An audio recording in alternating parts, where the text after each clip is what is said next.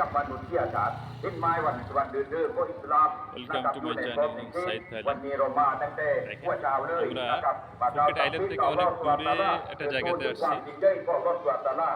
নামাজ আদায় করার জন্য ঈদুল ফিতরের নামাজ শেষ হয়ে গেল। জামাত শেষ করে লোকজন বসানোর জন্য সাউন্ডি টাঙা হয়েছে এখানে। সুন্দর পরিবেশ, অনেক দূর দূর থেকে মুসলমানরা এখানে আসছে নামাজ পড়ার জন্য। খুবই মনোরম একটা পরিবেশ গ্রামের ভিতরে, সুন্দর একটা মসজিদ।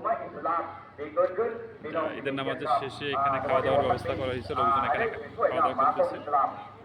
আর আমাদের ওই দিকে আমাদের গাড়িটা পার্কিং করে আমরা এদিকে আসছি। দেখেন কত সুন্দর মনোরম পরিবেশ। ঠিক আছে, আপনারা সবাই